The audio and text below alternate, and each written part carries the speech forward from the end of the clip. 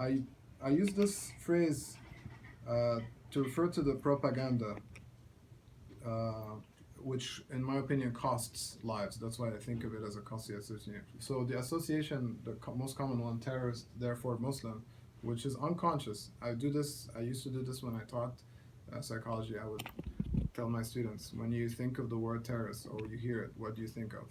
They're ashamed to tell me and they feel shy, but when I tell them, no problem, just tell me, they say Muslim. I mean, this is just the way the discourse has affected all of us. And so that's obviously problematic and has many kind of effects that can justify violence and all kinds of things.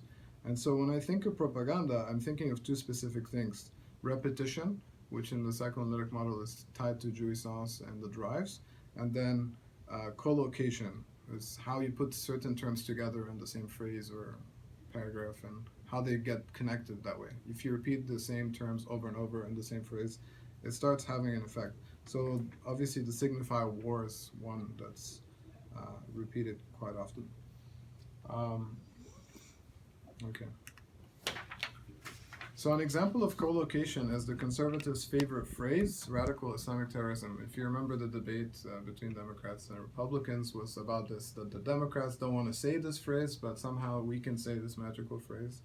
Um, Collocation this is a great example of collocation. It's just putting these terms together and somehow saying that there's a link between them. Collocation follows the psychoanalytic logic of retroactive effect. That is, a button tie, point de capital, can be found in a sentence insofar as a sentence closes its signification only with this last term, each term being anticipated in the construction constituted by the other terms and inversely sealing their meaning. So this, Lacan actually drew this from rhetoric and linguistics. And you can see it like, so a sentence like, here's a tweet from Donald Trump, radical Islamic terrorism, we can think of it as terrorism informing what is Islamic and what is radical, right? So that's how it's working, as opposed to radical Islamic terrorism. So it's just changing the meaning of things by putting it together that way. Interestingly, when I did my research, so I posted on Twitter, call for participants to join, and I got replies like that. I had to block a lot of people because you can see this Rob Bashar on my post, and this person, I deleted their names, so. But she said, I've experienced the disgusting behavior of Muslims. Does that count? And then a person replying, yes, yes, it does.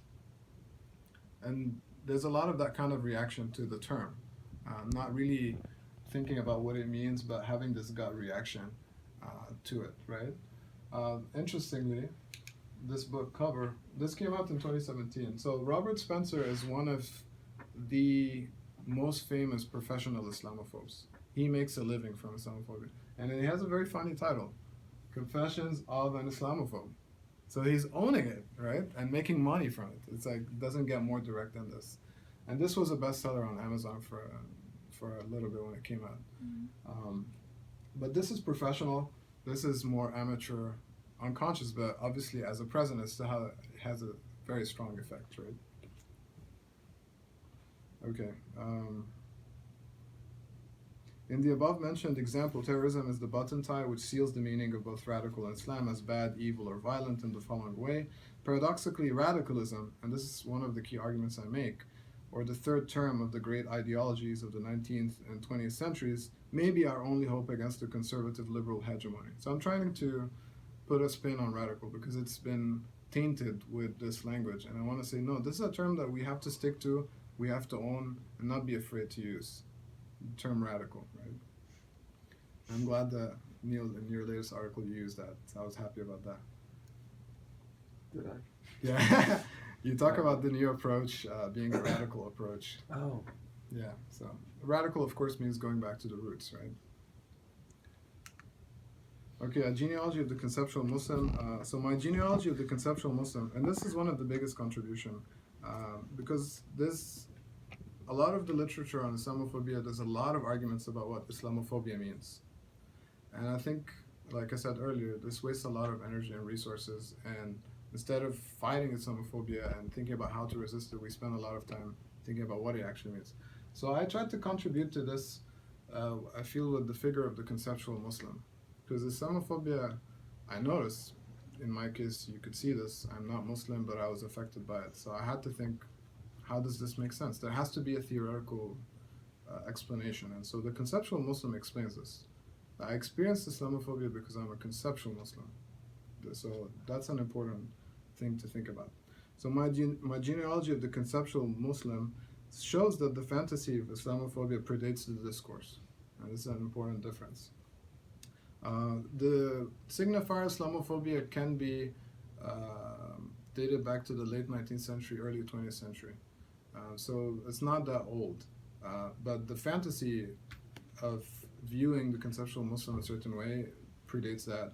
And I argue that it goes all the way back to 1492, mainly because you have two events that happen around that time that are extremely linked. So you have the Reconquista, the fall of Granada, the end of Muslim rule in Europe, which lasted for around 700 years, which is a long time, but we kind of like to repress that and think it didn't happen, right? You have that in the same year, you have the colonization of the New World. It's not a coincidence. You defeated the Muslims, then you colonized the New World. And what I saw in the early documents, the descriptions of the Spanish conquistadors, is that when they looked at the Amerindians, they perceived them as Muslims. So this conception of the other, so the enemy, the Muslim enemy, was projected onto the Amerindians as well. So, and of course, the kind of oppression that was happening in the Iberian Peninsula affected Jews as well. So the Jew as well was an object of Islamophobic transference in that sense. So that was interesting. So I kind of look at the history of this, or genealogy, and then of course I look at the transatlantic slave trade, because we like to think, and this is false, that Muslims are immigrants that came recently. But of course, they're not, right? This is very clear with the transatlantic slave trade. So you have African Muslims that were enslaved and brought to the Americas, both North America and South America. So they were Muslim, and then they were forced to forget about their original culture and change their religion or what have you. And so Islam, in other words, is part of the United States, it's part of the Americas, it's part, and this is kind of what I'm trying to argue here and show. So the conceptual Muslim is my term for the fantasy figure in the ideology of counterterrorism, Islamophobia, Islamophilia. The conceptual Muslim functions as an objet for the barred American, and via costly association comes to represent a certain freedom to kill or stolen jouissance. And this link between freedom and killing is a very important link that explains the desire that's at work in this ideology. So you can see it really in a phrase like, I was thinking about this today, freedom fighter. Like the way Reagan was describing the Afghan Mujahideen. Like linking freedom with fighting or freedom with killing. Or the idea of freedom comes at a price. The price of freedom is war. Like, it's always defining things that way. So obviously I reject this conception of freedom, and that's why I think about liberation instead. Right? We have a few more minutes, Robert. Okay. Okay, so let me think. I have a few more minutes? Oh yeah, I'm just giving you a little heads up. So I have to skip some stuff. Let me try to get to the qualitative portion then.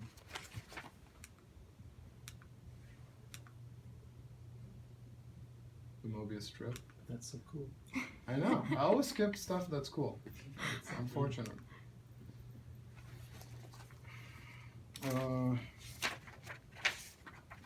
Let me at least give you a sense of some of the things that the participants said, because I think that's important. Okay, so this is the hysterics discourse, epistemic resistance, or U.S. Muslims as ethical subjects. So I have those images here. These are covers of books which look at stereotyping of Muslims and Arabs or South Asians in the American popular media. And this is an important foundation for this idea of internalized Islamophobia, right? There has to be something out there in discourses that we internalize and then we think is normal. And so those are the things that are internalized. And those things are internalized, obviously, not only by non-Muslims, but also by Muslims. And this is what I found in my research. So in fact, the US Muslims I was interviewing internalized Islamophobia, and I myself internalized Islamophobia. And so this was informing our conversation, and so when I was selecting parts of the transcripts, I was not interested in the approach of what are the common experiences between everyone. This is the usual qualitative approach. I was interested in what is unique and what are moments of disagreement that I'm having or conflict and deadlocks of perspective, as Ian Parker would put it. And so this is what I focused on. And so here, this is an excerpt from Abir, one of the research participants. And here she's actually talking about internalized Islamophobia, as you can see. And she is referring to herself that she has internalized Islamophobia. This is something she's dealing with. The way it was informing me is when I approached the interviews, I was thinking of the terms Muslim American and American Muslim. I was wondering why we have two terms. Why do we have those two terms? And I was curious what they mean to the participants and which one they prefer. So I came with this very kind of naive approach, and then I wanted to learn from the participants about this. And they told me, several of them, well, some of them identified with those terms and didn't question them, but many of them thought that, well, I prefer this over that one because here Muslim is an adjective, here American is a noun, or vice versa. So they were aware of the linguistic structure of these different phrases. But then the most interesting interviews for me were the ones where the participants rejected those labels completely. And those are the ones that I tended to focus on. And they basically told me these terms, to begin with, are problematic. Why do you have to qualify Muslim with American? It's like saying U.S. citizenship is something, and then Islam is a religion. Why do you have to connect them? Mm-hmm. And the connection is part of Islamophobia. This is the whole idea of internalized Islamophobia. So this is ended up being why I opted to not use those terms and think of U.S. Muslim instead, and conceive of that in terms of ethical political subjectivity.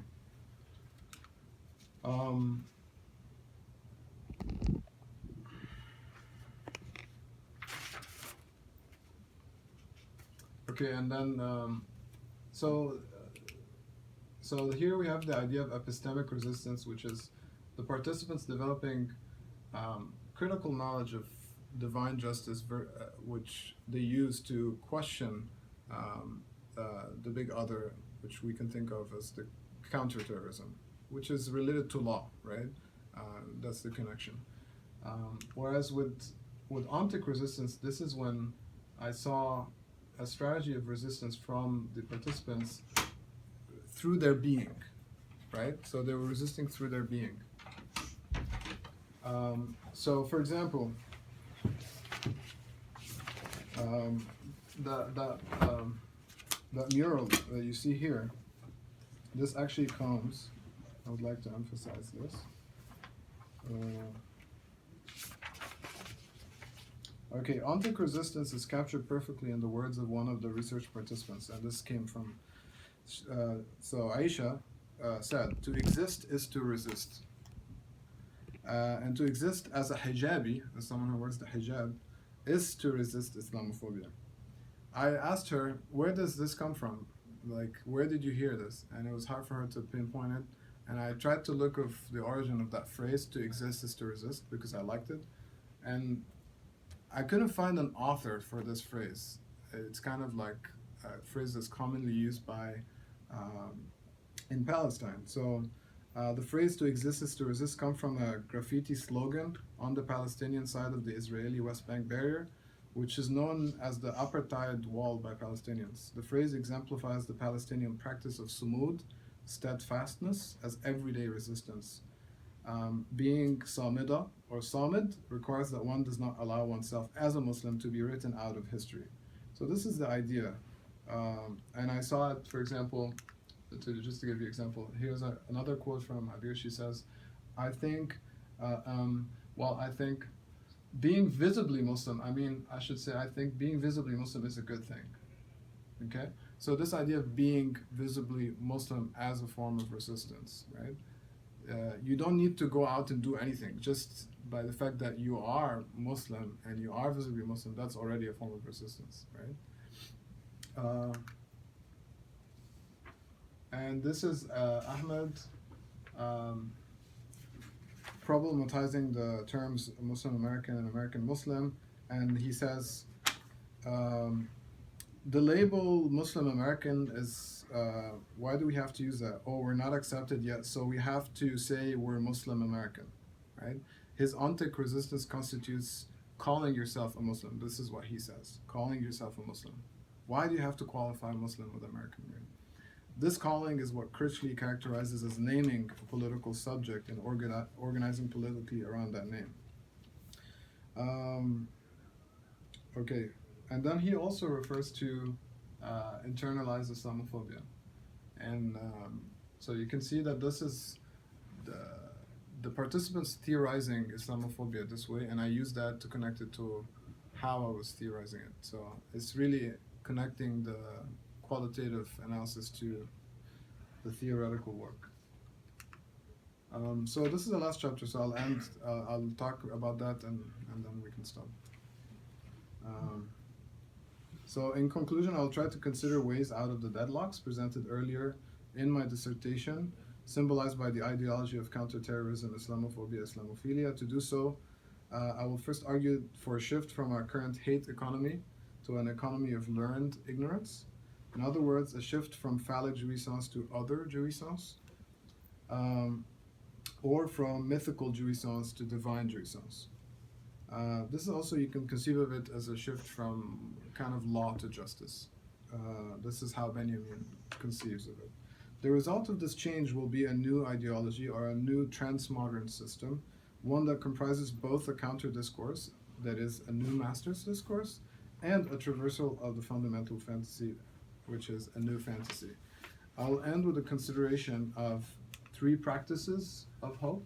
This is kind of me mapping this change in jouissance that I'm trying to think of and how it relates to the different discourses.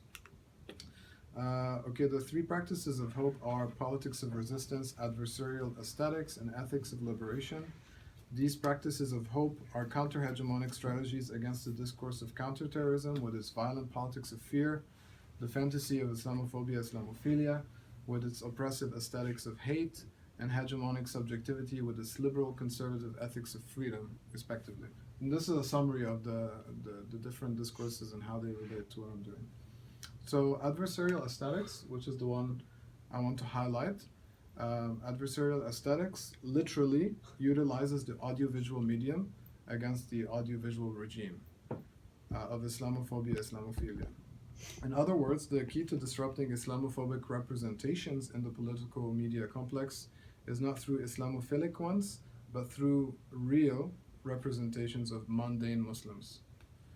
The ugly Muslim subject as real critically humanizes the dehumanizing figure of the conceptual Muslim, both the good Muslim and the bad Muslim. So the good Muslim is the object of the good Muslim is the object of Islamophilia, and the bad Muslim is the object of Islamophobia. And this is kind of the dichotomy, and out of that I theorize an ugly Muslim.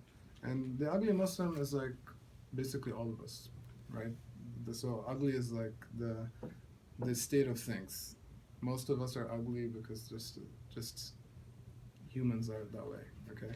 So it's an aesthetic dimension. But ugliness in terms of the mundane is like when you're married, for example, you have a partner, obviously there are so many irritating things about them, right? And they always tell you, now this applies to everyone, right? It's a universal theory. It doesn't apply to our relationship, but that's the exception. But you know what I mean? Like, love means that you love them in all of those things, all the eccentric, annoying things. And those eccentric, annoying things are ugly. And that's the point. And so the good and the bad, these are idealized figures. So the ugly is closer to the real, and it's more in that sense critically human. And so this is why the answer to hate, Islamophobia, is not love, Islamophilia, but learned ignorance, or the ignorance that at the height of knowledge bows. So I have 2 examples I want to show, because it will be fun, of adversarial aesthetics, what that looks like.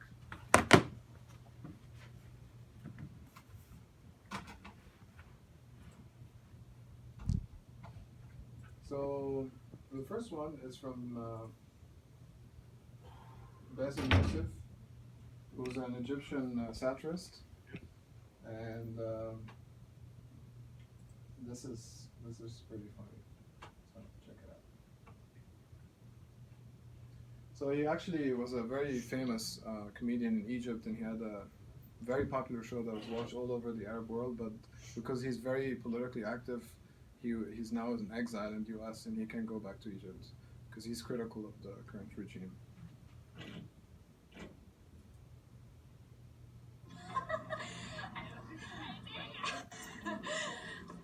Hey ladies, can I join your baby group?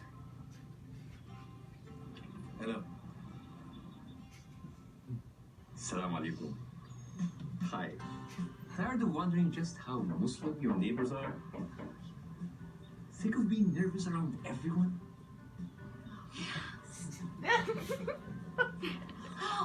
Then you need the Breathe Easy. Cool. Neat. Using our patented technology that no one else wants, we have found a way to determine just how radical your new Muslim buddy is. What? At Jackson, we have developed a way to accurately register how many radical enzymes are present in a subject's mouth. It works like this. Our patented technology dismantles the molecular structure of the subject's saliva.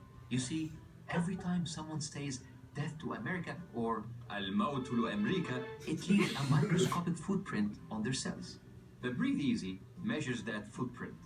Using a simple-to-read meter, the Breathe Easy will accurately register how many radical enzymes or rad enzymes are found on a scale from likes hummus to support robots.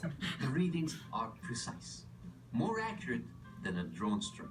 Simply have your friend blow into the Breathe Easy. You'll be able to gauge how much unjustified fear you should actually have.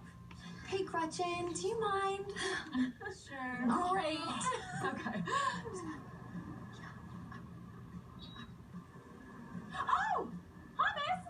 I like hummus! Now we can be friends. Thanks, Breathe Easy. Yeah, thanks, Breathe Easy. I don't normally do this. Are you sure you're ready? Yes. Have you been tested? Yeah, of course. Can you breathe into this? Yeah, whatever. For just 5 payments of $14.95. So order now and Breathe Easy in their presence. Now your turn. ISIS supporter? I clicked on one ISIS Facebook post. One! Order today.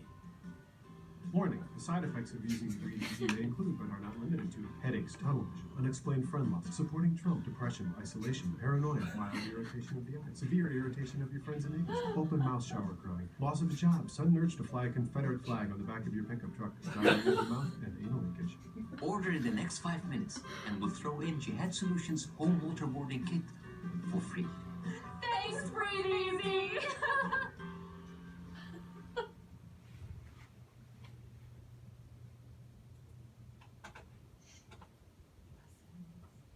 Okay, so I have another example and then I'll end after that. So this is a song that, it's a rap song by Mona Haydar, and as you can see it's very popular. It has over 3 million views. And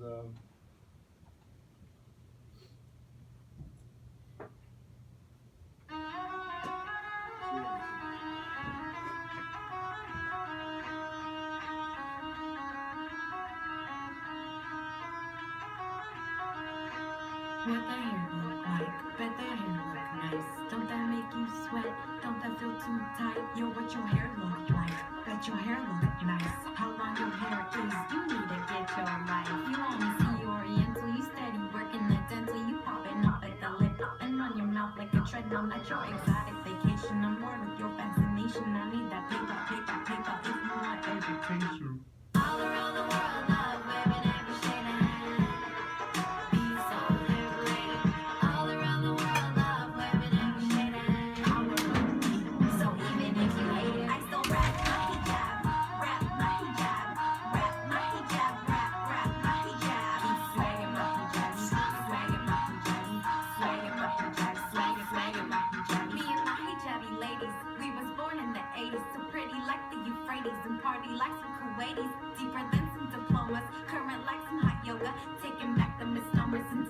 teleporting through trauma, teleporting through trauma, teleporting through trauma. I've been stacking my karma, Nefertiti, no drama. Make a feminist planet, woman haters get banished. Covered up or not, don't ever take us for granted. All around the world, love women every shade. Be so liberated. All around the world, love women every shade. Power run deep, so even if you hate it, I still rap my hijab, rap my hijab, rap my hijab, rap my hijab. Keep swagging my hijab, swagging my hijab, swagging my hijab, swagging my hijab. I still rap my hijab, rap my hijab, rap my hijab, rap my hijab. Keep swagging my hijab, swagging my hijab, swagging my hijab, swagging. You're just jealous of my sisters, these misters, these hippies, these pussies, these Sufis, these buddies, these Sunnis, these Shiites, Yemenis, Somalis, Lebanese, Pakistanis, these Sunnis, Sudanis, Iraqis, Punjabis, Afghanis, Yazidis, Khadijis, Indonesians, Egyptians, Canadians, Algerians, Nigerians, Americans, Libyans, Tunisians, Palestinians, hidden beyond the Mekong and Laos, Senegalese and Burkina Faso.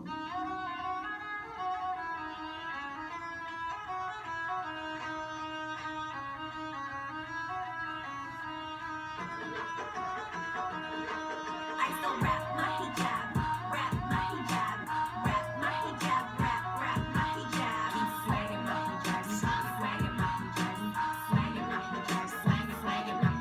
I still rap my hijab, rap my hijab, rap my hijab, rap my hijab. Keep swagging my hijab, swagging my hijab, swagging my hijab, swagging my hijab.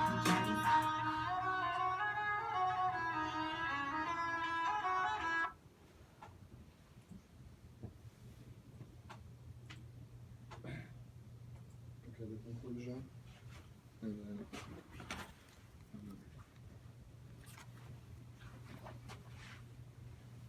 Okay. And these are other examples I don't have time to show, but whereas the Lacanian model for ethics is tragedy, Antigone pushes to the limit the realization of something that might be called the pure and simple desire of death as such. She incarnates that desire. For me, the model for ethics is satire. Throughout the project, my aim with decolonial psychoanalysis as one theoretical methodological approach to critical Islamophobia studies has been and will continue to be occupying this border between emancipation and liberation, a la border thinking or border epistemology, having named the US Muslim as one ethical political subject around which political organizing can occur. The question of liberation praxis remains. In conclusion, Dussel writes, the ethics of liberation is an ethics of everyday life. It takes such a decolonial transmodern ethics of everyday resistance to dismantle everyday or internalized Islamophobia, Islamophilia. The liberation principle is embodied in a praxis of liberation, which is the tactic and strategy for the fulfillment of an ethical critical feasibility. Okay, thank you so much.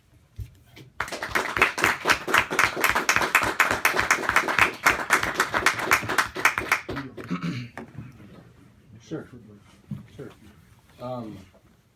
We'll jump right in then. Okay. Thank you. That was great. Thank you. I really enjoyed that presentation. And Hatem, are you still with us? Yes, I'm here still. You are. Okay. Can we get his Yeah. picture back up? Sure. Can you see? I'll just say from the jump, a lot of the questions I had posed for you, I did in written form already. So it had a lot to do with the discursive, Okay. how the nature of this is sort of, I mean, it's broadly discursive, but then you bring it down and use a particular form of discursive analysis, like Lacanian discourse analysis. A lot of my questions had to do with that. You didn't really get into that, but that's fine. I think you can Yeah. address that in the written Okay. part. One of the things I think is really fascinating, and I'll just say this, and I'm gonna let John do most of the questions. We'll be back in a second, and then Hatem. You know, you're equally problematizing Islamophobia and Islamophilia. Yeah. I think for me, Islamophilia is the more interesting one. Okay. Because Islamophobia is so obvious. Right. It's so obviously problematic. That's true. Islamophilia persists within liberal discourse. It's sort of like equivalent to like benevolent racism or benevolent sexism. And there's a strong connection between Islamophilia and benevolent. It's a form of benevolent racism. or sort of, it's kind of, I'd call it chivalrous Islamophobia, or something like that.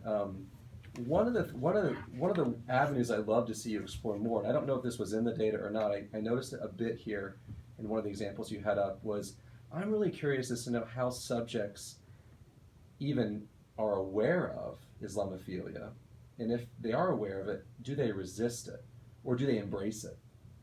My fear is that they embrace it, and thus they perpetuate sort of ostensibly benevolent forms of acceptance that are underneath it actually forms of oppression. Mm-hmm. So as an empirical question, I noticed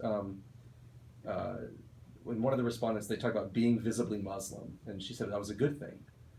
I wondered about that. Is that a form of Islamophilia, internalized Islamophilia?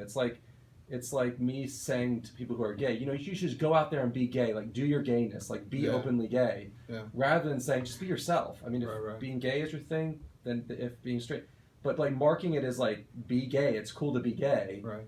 Like in a way, I'm marking that as sort of something that should be accepted that perhaps is not accepted. And anyway, so I was wondering if the notion of being visibly Muslim and celebrating that is a form of internalized Islamophilia. Anyway, just finding examples of that in your data would be a rich, cool avenue. I'd love to see this going. And theoretically, to see you also sort of problematize Islamophilia in equal measure, right? Yeah. Especially for academics who are reading this stuff, who could be curious to align it with benevolent forms of racism, would be cool. Yeah. That's one thing I just was big on my head and I wanted to say. It's something that definitely came up during the interviews, the Islamophilia, especially the reference to the Bill Clinton example. That's why that was happening at the time, and so it was, and it's usually referred to in terms of the good Muslim, bad Muslim, that kind of dichotomy,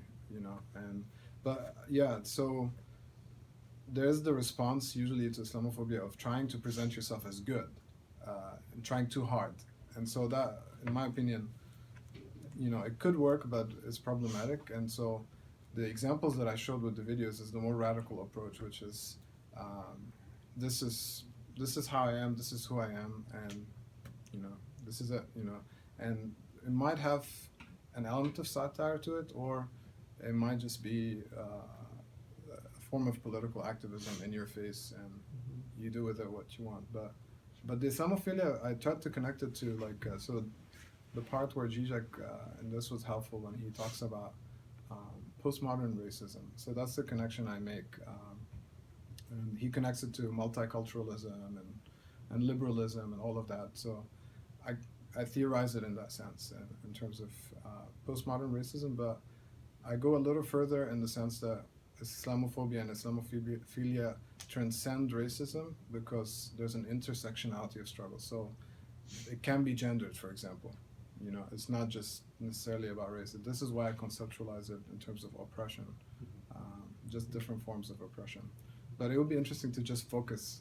Sure. That could be in the future. I would just focus on Islamophilia and it's a explore side that more. project. Yeah, it's a side I think it comes out of this. Anyway, so I'm really mindful of the time, so I'm going to do some gatekeeping here. We have about 15 minutes left before I've got to go, and I want to give John first crack at some questions, and we'll kind of evenly divide this up, about 25 minutes, then we'll shift to Hatem for about 25 minutes, and if neither one uses the balance of the time, we can move back and forth what remains. So, is that all right, Hatem? That's fine. Okay. I wanted John to mainly. What's that? I wanted John to mainly tackle some of the Lacanian portions of this, since that was such a big part of the. Sure. I didn't get a chance to really unpack it today, but. Sure. So I'll try to be. You said about 25. Right, and I'm going to shift it back to Hatem so he has equal time. So first I want to say that it's a remarkable project, and it is remarkably intricate and timely, and I think mostly well theorized. And I do think the length, I think it's mostly underextended in terms of the current state, which is fine for what it is now. Mm-hmm. I think to flesh this out is going to take you another 50 to 100 pages. Mm-hmm. So I think that's, so the future of this project, obviously, maybe a book or something like that. Mm-hmm. Obviously, I think there's a lot more to do to it. It can grow. Because and so I have my issues kind of grouped: major issues, minor issues. Okay. The minor issues really are just transitions, that kind of thing. Lots of jumps. and leaks that have to be addressed. And I've done all that in the document with my remarks, so I'll send that to you later. So I won't really get into that. Okay. But really, excellent work, and really, Thank you. In places wonderfully written, but again, more to be fleshed out. So major issues, and these are really, I have no, none of this for me is have to revise. This is all like, this is up to you, what you want to do with it. I don't have any kind of flags of that sort. So just kind of take this into consideration, and you can respond as well. I think, you have to be careful using Foucault with Lacan the way you do. I think that the big problem with juxtaposing archaeology with Lacan's discourses is that, Foucault really, I think you can use Foucault and Lacan together productively. I know some feel that that's harder to do. I think you can, but I think you have to be very explicit about where they're coming from and kind of how they might relate to each other. So Foucault doesn't really have any kind of subject of lack or any kind of negative subject in the Hegelian sense. So Lacan's discourse theory is premised on that. It's premised on alienation, and it's premised on this kind of surplus jouissance, or object A that falls out of the real. Foucault's archaeology has nothing whatsoever to do with that. Although you can use them together, but the archaeology has to be, I think, explicitly related to that in some kind of overt way, which I don't see you doing for the most part. So I think, as a flag to the reader, I think there needs to be some kind of foregrounding of that concern. On a related note, I think Zizek's, when you say Zizek denounces Foucault's imaginary resistance, Foucault doesn't ever really sort of remove the real from the picture. So the resistance isn't entirely imaginary. There's no separate sort of place for the real. The real is sort of infused, saturated with all embodied discourses practices. There isn't a separate sort of category for that. Arguably, the entire psychoanalytic structure that Lacan sketches, also Zizek, sort of exists within an arc of industrial capitalism where you have essentially a hedonistic kind of subject that enjoys the product. So you have to kind of be, you have to take some note of that too in the way you relate these together, because I don't think Foucault wants to, limit his method to this particular period of time. So that's a concern that's related. Another concern that's related to that is just the use of the term ideology and apparatus in the same breath. Ideology presumes, again, a kind of something behind the apparatus, which, again, Foucault rarely ever uses the word unless he has to sort of, communicate with someone who doesn't know what he's talking about. So the last kind of Foucaultian kind of point of Foucaultian theory involves, the way that you kind of use you do the kind of archaeology of counterterrorism, which is quite interesting. Again, I think it's largely underextended. I think this kind of all these binaries that fit neatly into the Lacanian scheme of counterterrorist versus not counterterrorist or what have you. I think when Foucault is talking about an object of discourse and he's talking about grids of specification, many other signifiers would come into play, not just those binaries. Like terrorism would relate to what a soldier is, what a civilian is, what the law of nations might be, all that sort of thing. So I think if you're going to use take an explicitly archaeological approach, you're going to need to kind of be a little more sort of, I don't know what the word is, kind of, read to the side of some of these explicit, targeted kinds of discourses. You have to always look at the terrain of discourse if you're going to invoke this kind of archaeology. It's always a much wider project than looking at specific signifiers and playing with those specific signifiers in a sentence, which I think you can do. You can put all that together productively. I just think that I think they're using the terms a little fast and juxtaposing them a little too loosely. But I think that's something that will enrich the work as you take it forward. Does that make sense? Did you want to say anything? Sure. I guess the first one about Zizek, when he's being critical of Butler, and he of course is critical of Foucault and the distinction between resistance and the act, and of course he favors the act. But I disagree with him on that, and I kind of show that resistance, to me, the way I understand it, is similar to how he understands the act. So in that sense, but regarding the Foucault-Lacan question, that was definitely something. There's no quick solution or satisfying solution to that question, because there's theoretical tension between the two.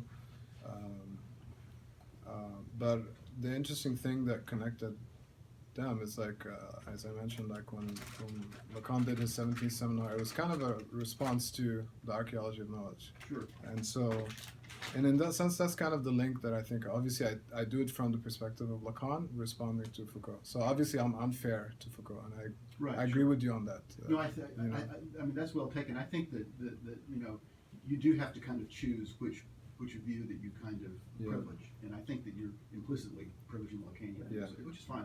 I think the Lacanian structure is, for lack of a better word, deeper than the Foucaultian structure, which is a more surface kind of understanding or structure. So, and the reason that Foucault, I would imagine, you know, never endeavored to create anything like Lacan did, is that it's overtly metaphysical. He wanted nothing to do with that.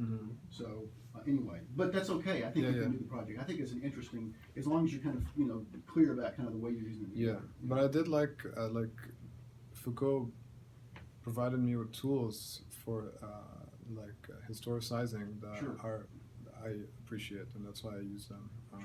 But yeah.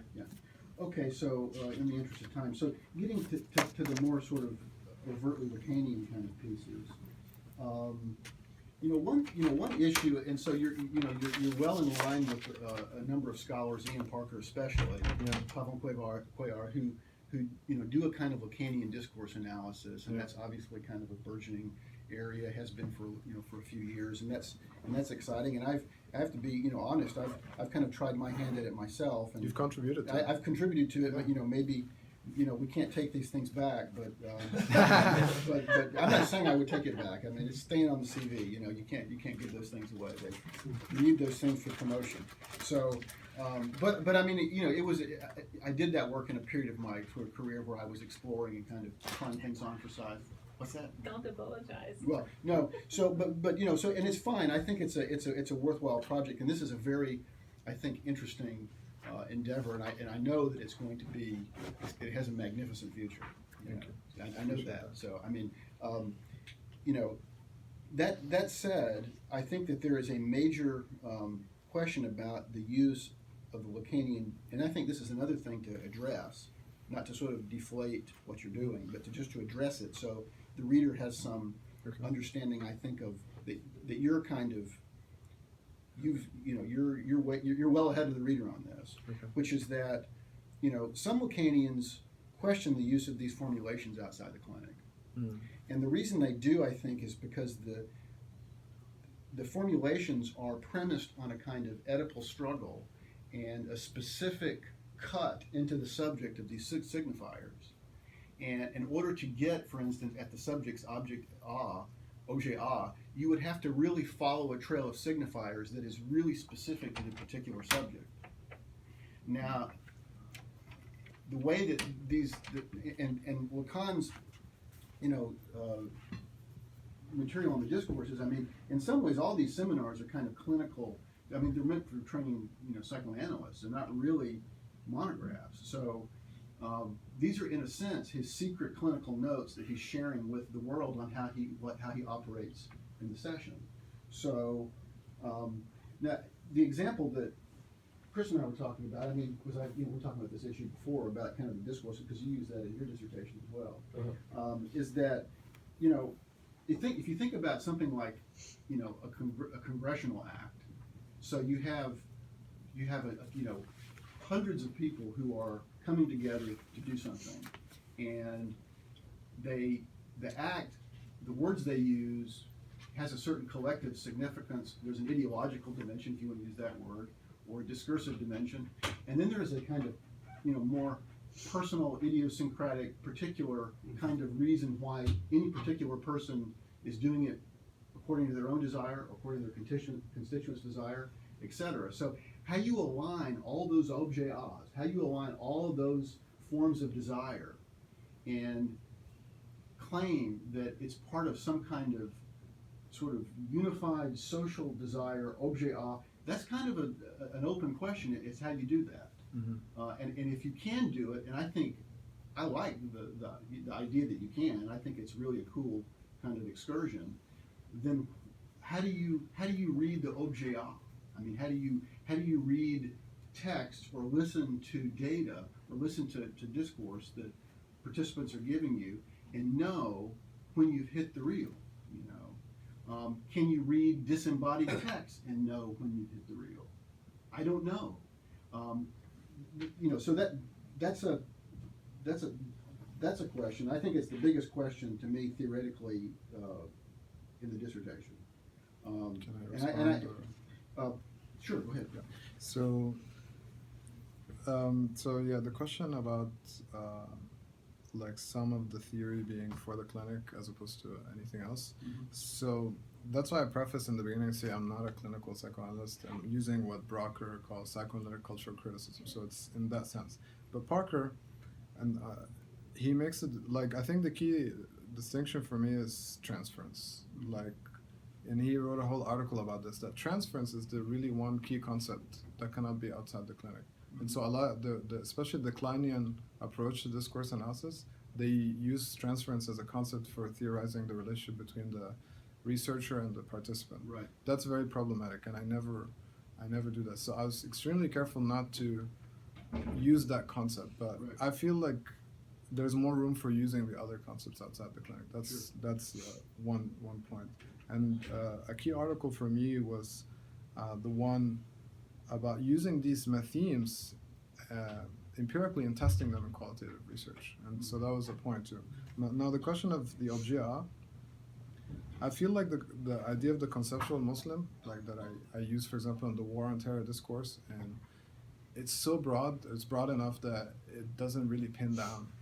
You know what I mean? So the conceptual Muslim is such a broad category that a lot of things can fall under that. But it's like, it really captures how fantasy functions in that ideology. But it's broad enough where I'm not saying it would be problematic if I said it's the Muslim, because it wouldn't explain why someone who's not Muslim or someone who's perceived to be Muslim would experience it. But if it's broad enough that it's the conceptual Muslim, I felt that this leaves a lot of room for interpretation.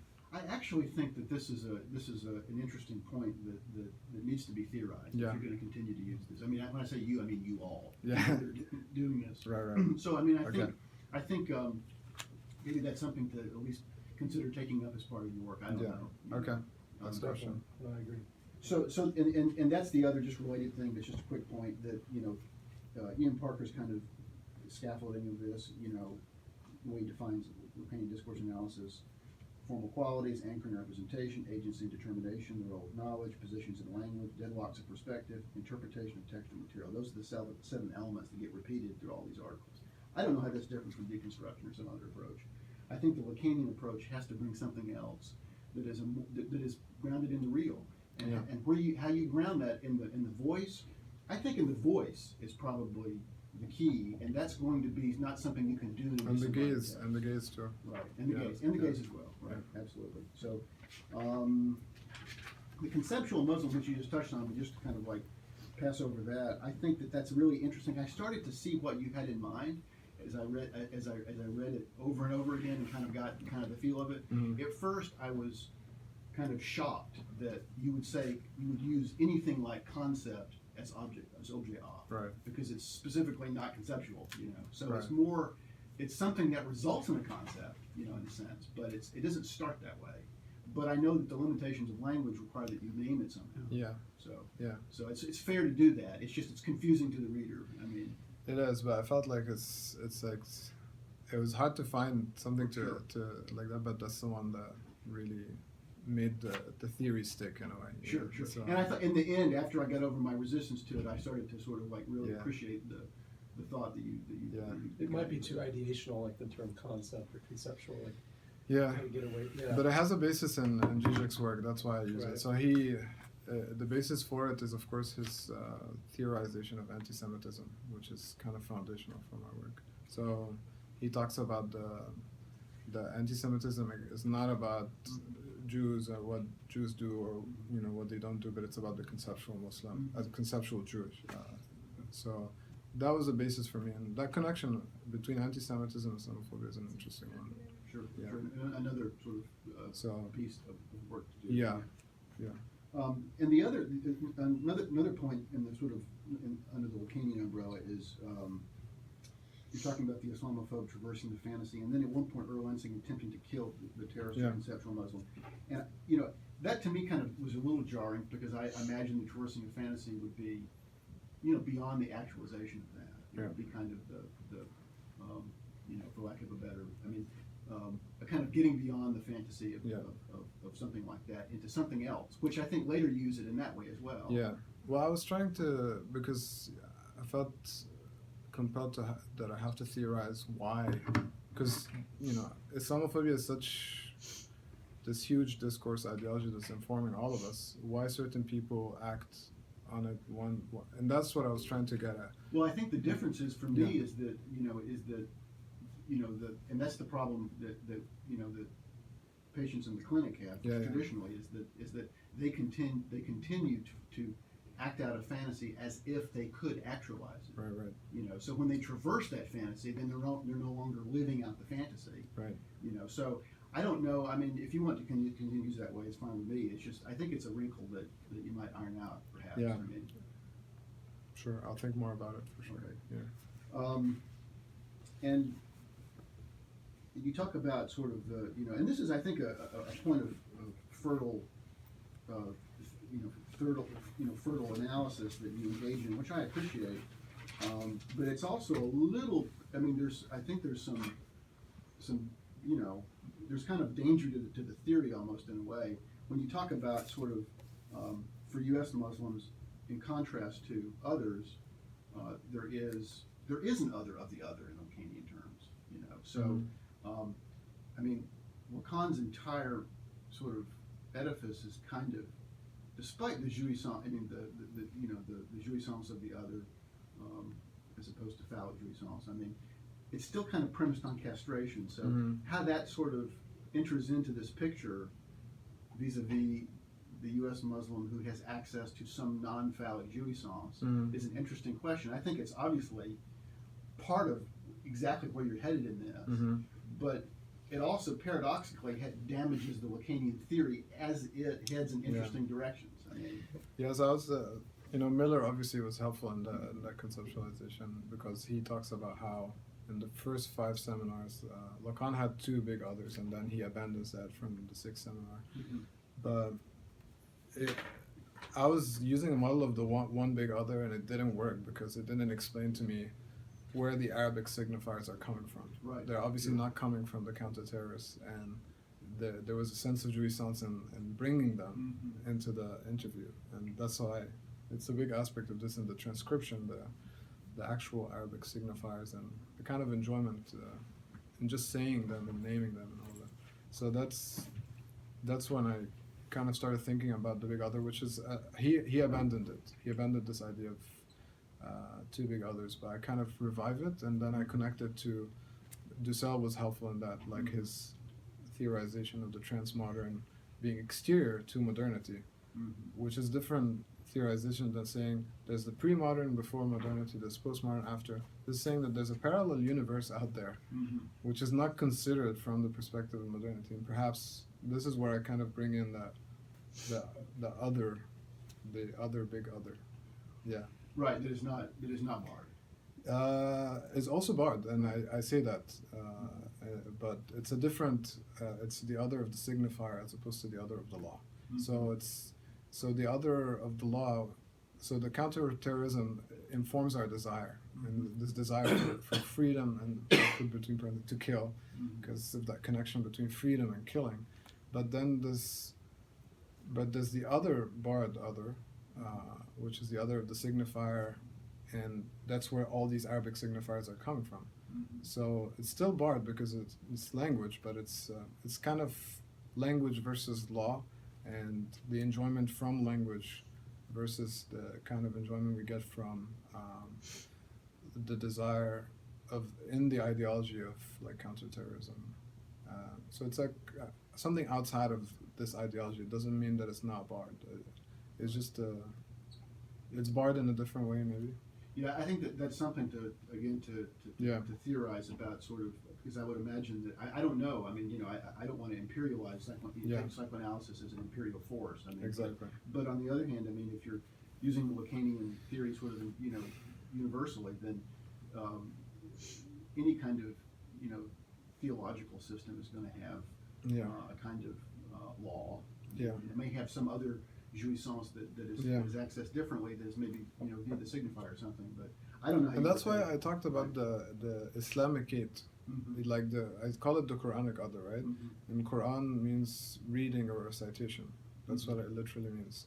So it's very much tied to language. And so, as someone who's a native Arabic speaker and grew up, this is my first language, and who's not Muslim, is still that kind of, we can say, it's that this kind of big other is still influencing me, even though I'm not Muslim. So that's why I talk about it not as related to religion as much as related to what is called Islamicate. So Sure. it's related to culture, language. Sure. So religion is part of it, but it's bigger than that, in my opinion. Right. Yeah. Okay, that makes sense to me. And the other, just the last thing, and I'll say, I won't go into the minor issues, but the last thing is, just I think, you sort of do this in internalized Islamophobia, but I think you just need to signal to the reader, when you're using all the different discourses, how that, you have the U.S. Islamophobe in the subject position here, but down here you have the U.S. Muslim in the subject position. Right. So you're not so sometimes you're implying that there's a specific person or a specific kind of subject who's occupying these positions, and then other times you kind of imply that these are just positions that anyone could occupy.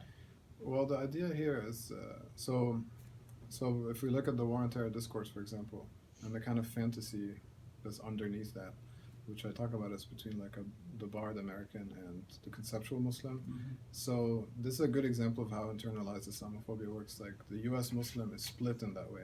So if they identify with that subject position, Mm-hmm. then they experience this internalized Islamophobia. And on the other hand, if they become an object for. So it's kind of, they don't have a good position to be in. Sure. And that's why I try to think of, well, what is outside of that, or what are alternatives? Yeah. Right, but what I'm saying is that like in the master's discourse, Yeah. you might explicitly sketch out the way that the U.S. Muslim might fit into there as well. Yeah. So in order to be consistent throughout, at least kind of to because Yeah. the discourse of the hysteric is a different position. Yeah.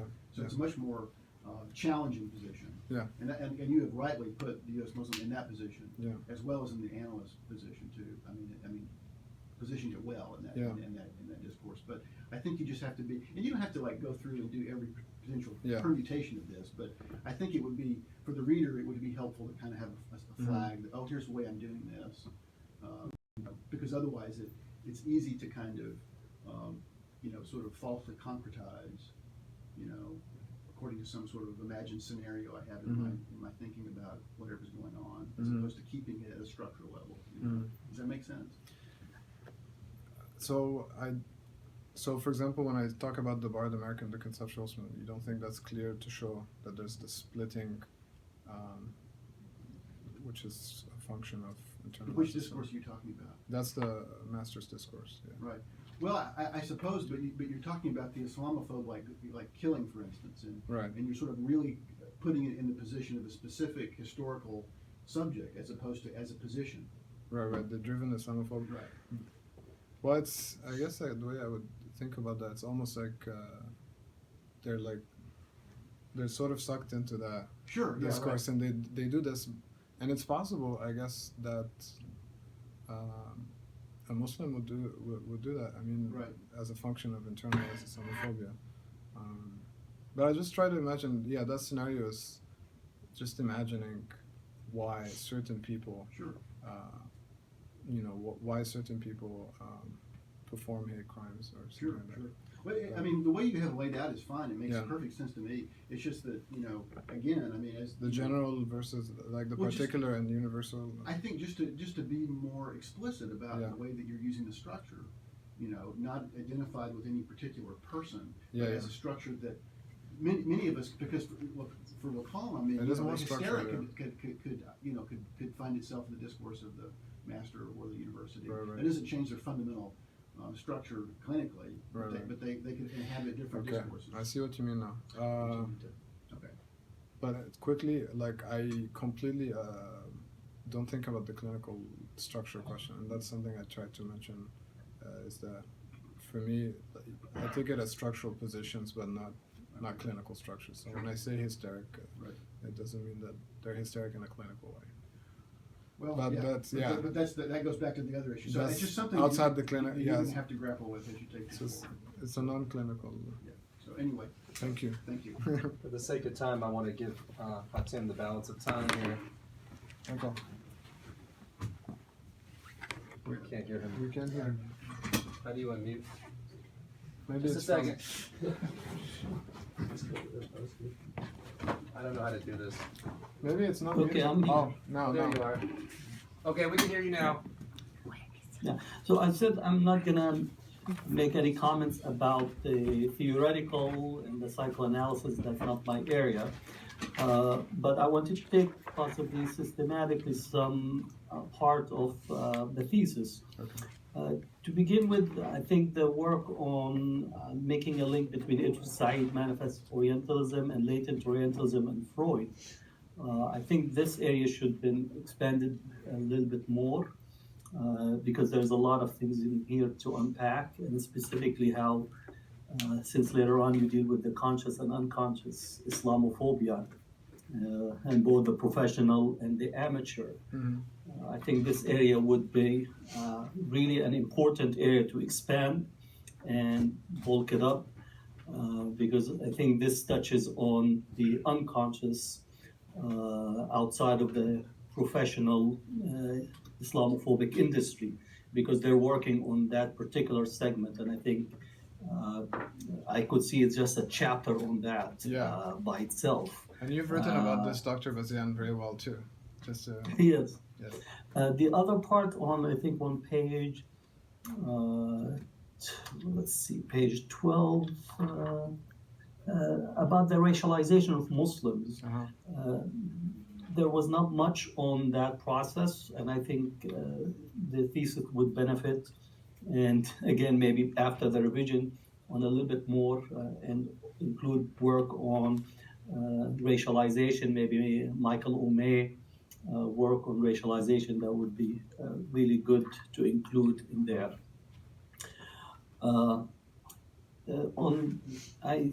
Just to back on the last part which you ended up with, which is the Sami Youssef and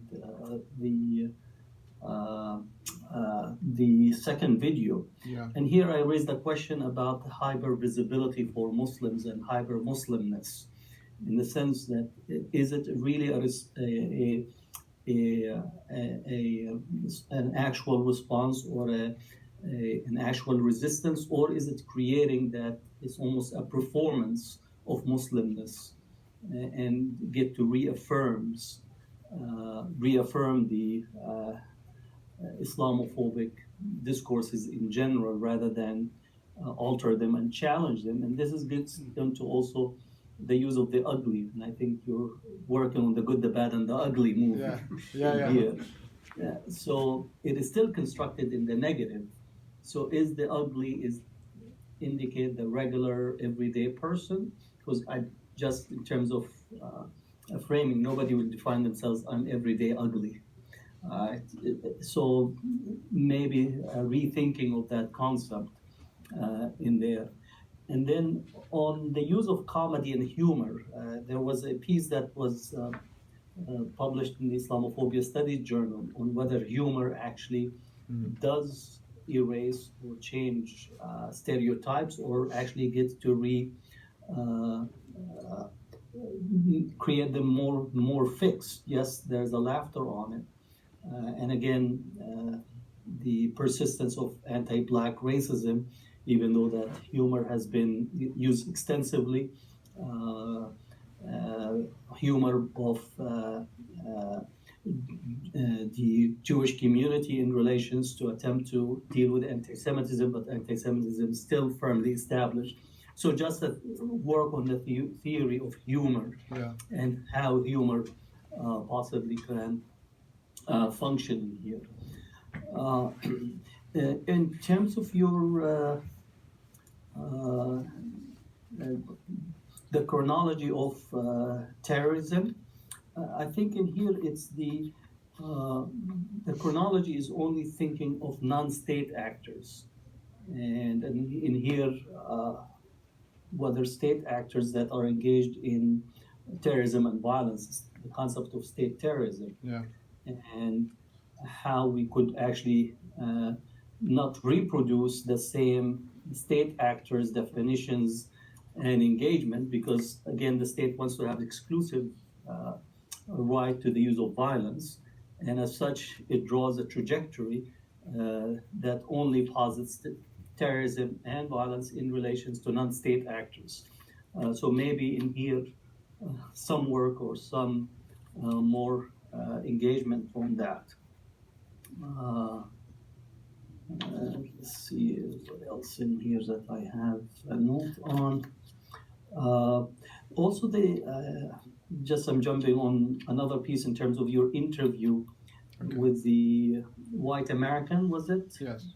That did not want to use framing. So how much of her response was actually as a result of her racial formation rather than her Muslim formation? So that in there is actually an important aspect that I think can be unpacked and also could go into the various discussions among the American Muslim community of the divisions that exist vis-a-vis various racial groups, whether it's the Arabs, the Indo-Pakistanis, and then converts. There's been a discussion whether Islamophobia is heavily focused on the Arabness and therefore anti-Arab discourses that are far more prominent within the Islamophobic arena. So I think that would be an important piece to actually quiz and some of the answers on that.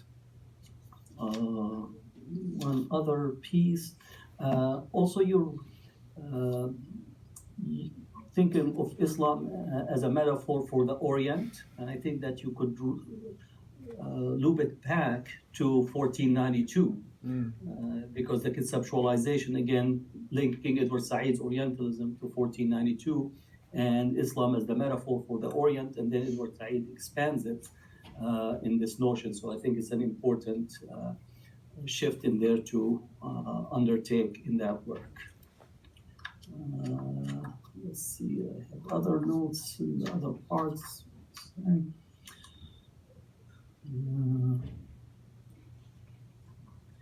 Now in page 108,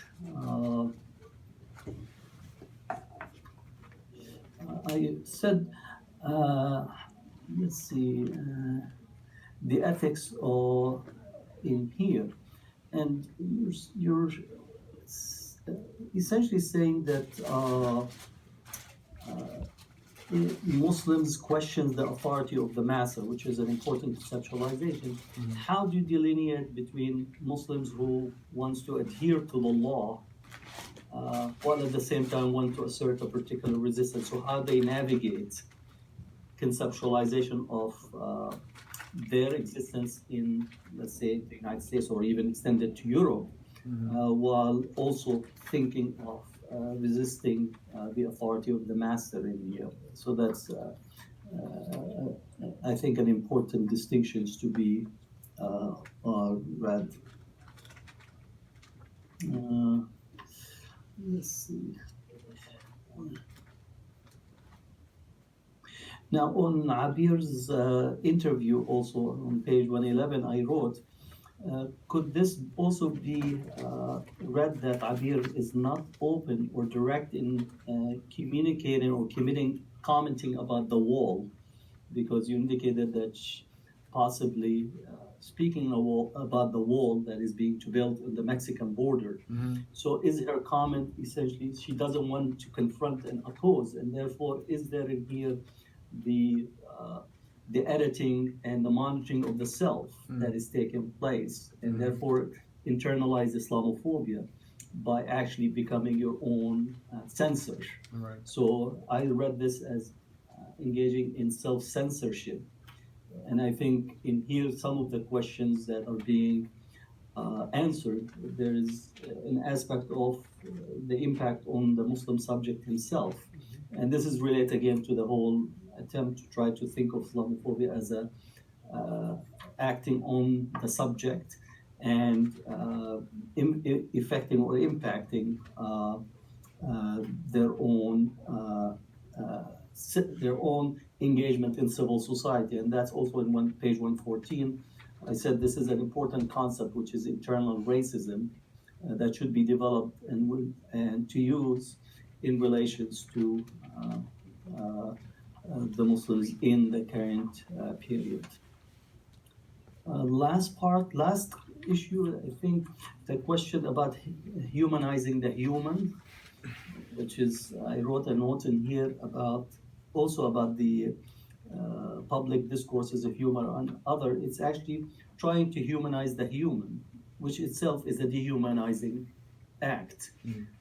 So how to navigate away from that in such a way. So these are just my comments, and I have notes that I would send them to you as well on the thesis. Okay. So, thank you, Dr. Go ahead. Bazian. On the last note, this is a very careful question.